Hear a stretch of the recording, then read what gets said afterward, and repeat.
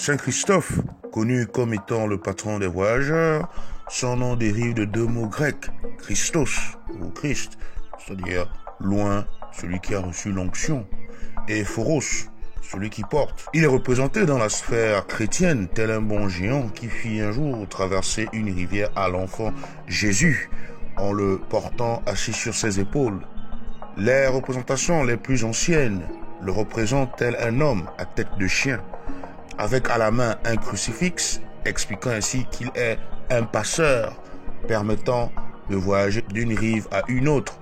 Ce personnage est une invention des premiers chrétiens dont le concept, les caractéristiques et les attributs ont été soigneusement calqués sur l'iconographie africaine d'une Ndéla ou Néter, Anubis. Pour les Africains de la vallée du Nil de la période pharaonique, Anubis ou plutôt Impu, de son vrai nom, représentait le passeur des âmes après la mort.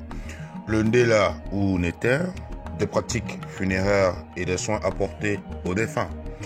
Dans l'iconographie kémite, il est représenté comme un chien noir ou comme un homme à tête de chien noir.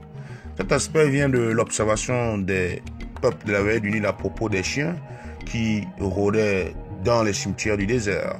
Dans le livre de la sortie au jour, Impu préside à la pesée du cœur du mort et fut souvent cité en tant que conducteur des âmes. Après avoir été transformé en Saint Christophe avec une tête de chien par les chrétiens du 1er siècle, il conquit l'Occident en qualité de protecteur des voyageurs, puis tardivement, sa tête de chien fut remplacée par un visage d'homme européen. Toutefois, en Orient et en Russie, certaines églises ont conservé son aspect à tête de chien.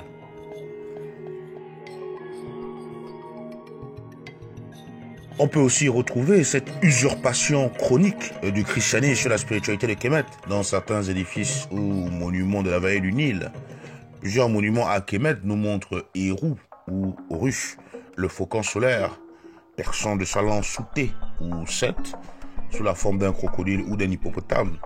Cette représentation d'Héru, harponneur commune à Kemet, fut reprise par les Romains qui l'aménagèrent en une image composite, créant ainsi un compromis accessible au peuple de la vallée du Nil et aux Romains.